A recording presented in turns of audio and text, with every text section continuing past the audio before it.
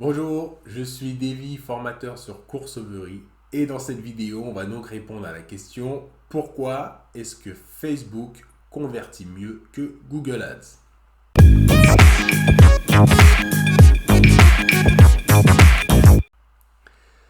Alors pourquoi est-ce que Facebook convertit mieux que Google Ads? C'est une question que vous vous posez peut-être, une question que vous avez sans doute déjà entendue ou peut-être un débat que vous avez déjà dû avoir sur ces différents outils.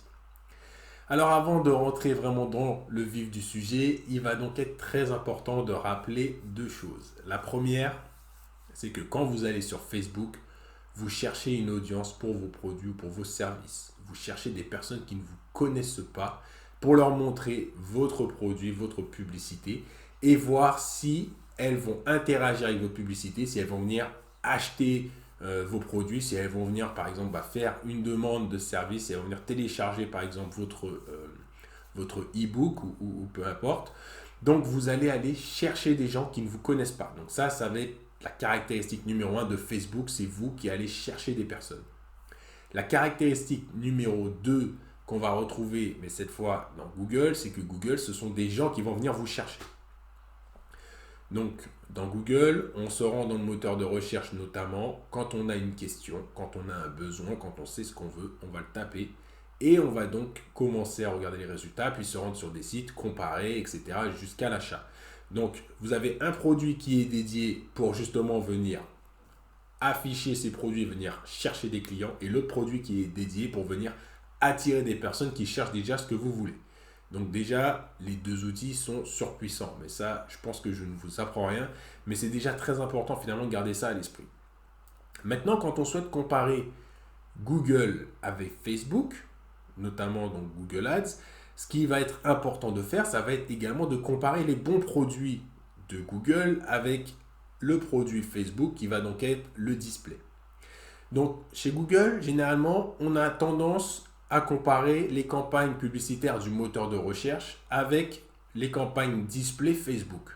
Or, si on veut déjà faire une comparaison entre ces deux outils-là, ce qu'il va falloir impérativement, c'est comparer les bons produits, c'est-à-dire comparer les campagnes display de chez Google avec les campagnes display de chez Facebook. Donc quand on compare ces deux produits-là, donc les campagnes display Google et les campagnes display Facebook, on se rend vite compte qu'on arrive à avoir beaucoup plus de résultats avec Facebook. Il y a des annonceurs qui arrivent très bien avec le display de chez Google, mais dans la majorité des cas, on observe qu'on n'a peut-être pas autant de conversions que ce qu'on a pu faire avec Facebook. Alors pourquoi donc? Ce qui va donc se passer, c'est que quand Google va créer les profils des personnes, il crée les profils basés finalement sur les informations que vous allez donc compléter dans votre profil, donc votre sexe par exemple, mais aussi sur les pages que vous allez visiter, etc. Donc tous ces petits cookies finalement, c'est ce qui va être enregistré, ça va s'ajouter sur votre profil pour vous créer finalement un profil type où on va voir plus ou moins ce que vous aimez, ce que vous faites, etc. Donc ça c'est le profil qui est créé chez Google. Chez Facebook, la grosse différence, c'est que quand vous êtes sur Facebook, vous avez probablement un compte Facebook, vous créez vous-même votre contenu. C'est-à-dire que d'une part, vous remplissez votre profil, mais le paramétrage est beaucoup plus précis. Vous pouvez rentrer votre âge, la date d'anniversaire, ce que vous aimez, ce que vous n'aimez pas. Vous pouvez ensuite interagir avec des vidéos, avec des statuts. Et donc, toutes ces informations-là vont être collectées. Et donc, à la fin, en fait, le profil qu'on va avoir de vous dans Facebook, il va être beaucoup plus précis puisqu'on est sur un réseau social. Vous allez échanger finalement un petit peu ce que vous aimez, ce que vous n'aimez pas, vos idées, un petit peu vos coups de gueule aussi. Donc en fait, à la fin, on arrive à avoir une image de vous qui est beaucoup plus précise parce que vous êtes beaucoup plus libre de vous exprimer. Alors que chez Google, cette partie-là, on ne l'a pas vraiment. On avait à l'époque Google ⁇ qui n'existe plus aujourd'hui. Il n'y a pas de réseaux sociaux. Donc, d'une part, chez Facebook, vous pouvez compléter vous-même votre profil. Vous avez en plus toutes les interactions que vous faites au quotidien, ce que vous aimez, ce que vous n'aimez pas. Et vous l'avez sans doute vu sur les vidéos, vous pouvez rajouter du coup des petits smileys si vous êtes content, si vous êtes triste, si vous êtes énervé. Et donc tout ça, ça permet de vraiment bien définir votre profil. Donc, d'un point de vue publicitaire, lorsqu'on doit faire du ciblage de publicité, en display, sur Facebook, on arrive à atteindre des gens beaucoup plus intéressants pour nous parce que le ciblage est plus précis, parce qu'on a beaucoup plus de données personnelles sur les gens, ce qui permet donc de pouvoir venir montrer vos campagnes publicitaires Et dans la majorité des cas, quand vous avez trouvé votre audience, la bonne audience, et du coup, vous avez des résultats et beaucoup plus de résultats que ce que vous pourriez avoir avec le display. En revanche, ce qui se passe parfois avec le display Google, c'est que vous pouvez réussir justement à avoir des retours sur les différents types d'audience exploitables dans Google que vous n'avez pas sur Facebook. Donc par exemple, sur Google, vous avez des audiences de marché, c'est-à-dire des gens qui cherchent actuellement des produits que potentiellement vous pouvez proposer, ou ça peut être des services. Mais donc ça, c'est une force qu'on va retrouver chez Google, c'est justement de pouvoir jongler avec les audiences qui sont beaucoup plus larges, parce qu'on ne va pas pouvoir cibler quelqu'un aussi précisément. En revanche, on sait que cette personne-là, elle a pu taper, il n'y a pas si longtemps que ça, une requête qui concerne l'achat d'une voiture, par exemple. Et donc en fait, en ciblant des audiences de marché dans Google, par exemple, pour proposer la voiture que vous vendez, ça va être aussi pas mal, parce que du coup, vous allez réussir à cibler des gens qui sont déjà dans le mode recherche de voiture actuellement. Donc en fait, là où ça peut devenir super intéressant avec ces deux produits, c'est d'avoir cette complémentarité entre les audiences plus larges de Google, mais qui savent identifier quand quelqu'un est en train de rechercher quelque chose, et en fait les recherches vont évoluer, parce qu'au début vous allez être là, je recherche une voiture, puis après vous allez tomber sur le modèle Peugeot, puis vous allez dire je recherche une Peugeot, et après vous allez tomber sur le modèle 406, vous allez dire je recherche une 406, et ainsi de suite. Donc en fait à la fin vous n'allez plus taper des requêtes qui vont être vagues, vous allez taper je cherche une 406 noire ou 406 grise. Et donc si votre publicité elle arrive à ce moment-là, ça peut être vraiment génial pour que la personne vienne sur votre site, et quand bien même elle n'achète pas derrière, vous pouvez utiliser la publicité Facebook pour recibler cette personne-là. Et vice-versa, vous pouvez déjà cibler des personnes sur Facebook qui aiment les automobiles.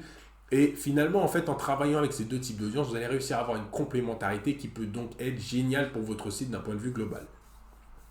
Maintenant, la majorité des gens, ce qu'ils font, c'est qu'ils comparent le réseau de recherche avec le display Facebook. Et donc ça ne peut pas marcher parce qu'évidemment, le prix des clics sur Google est plus élevé que sur Facebook.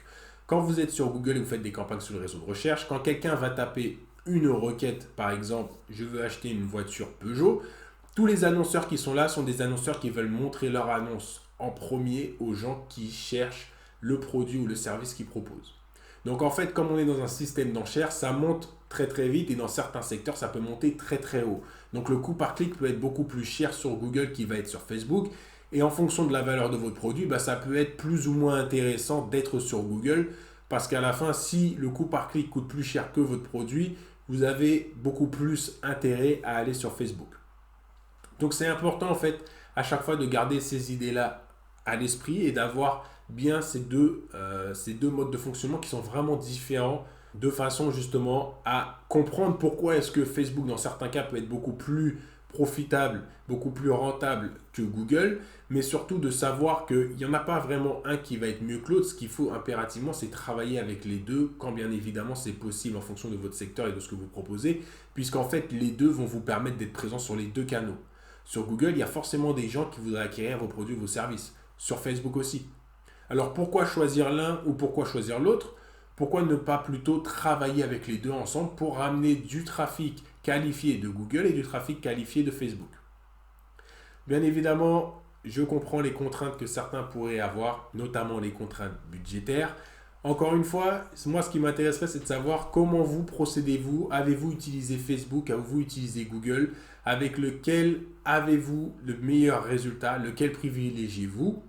Et surtout, n'hésitez pas à partager vos expériences en commentaire. N'hésitez pas à me donner votre avis, vous, sur votre préféré.